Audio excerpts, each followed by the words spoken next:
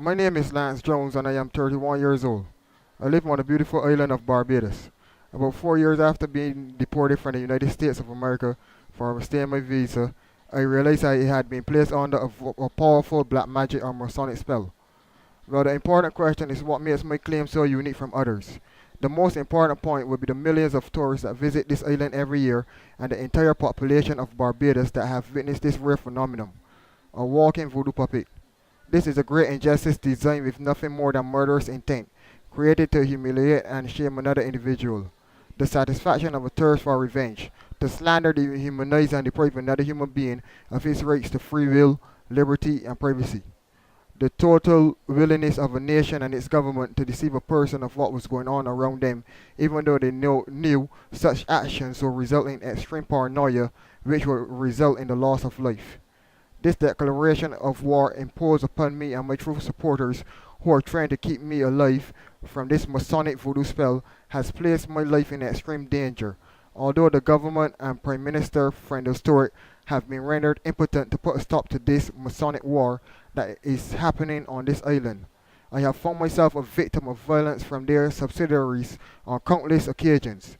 Many times I have been refused public transportation, been beaten by the drivers and staff of the Barbados Transport Board.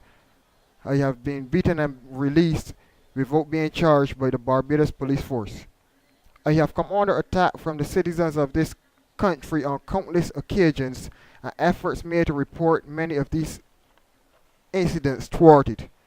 The effect of this black magic has left me hearing voices 24/7, has made my mental, physical, physiological, and psychic faculties hostage to the wielder of this voodoo doll.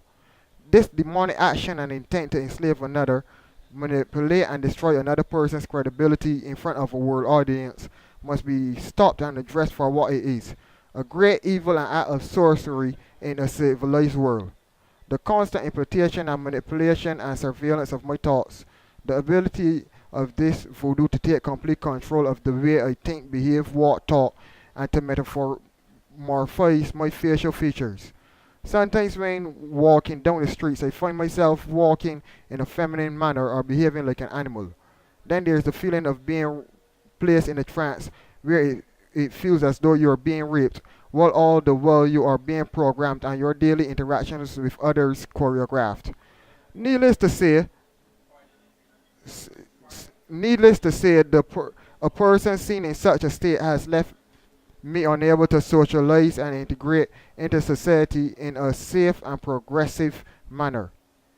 The strength and ability of this spell to tap into my thoughts have caused others to act in a malicious and vindictive manner around me. Since for me to stay alive, I have been involuntarily linked in a physical, emotional, and psychic web to the population of Barbados. It is amazing what is going on in this island on and the lack of technological publicity given to such a rare event. My email address and other passwords have been compromised, and members of social sites of which I am a part of contacted and discouraged to discontinue contact with me. Online postings I have made to enlighten and publicize what is going on around me have been removed within 24 hours. Finding regular work has been extremely difficult, but thanks to the skills and trade I learned in America, I have been able to survive after returning.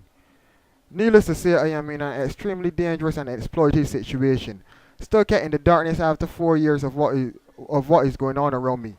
I have been unable to plan and dictate my future without restrictions, especially when they are counterproductive to the person or groups trying to see me continue in this zombie-like state.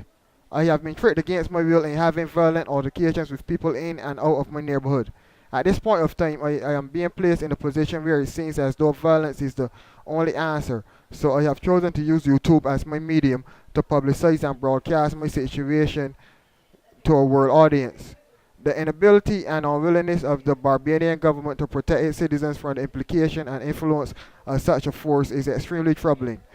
Does this mean that extrajudicial measures must be taken to prevent such actions from being committed against another citizen of this great country?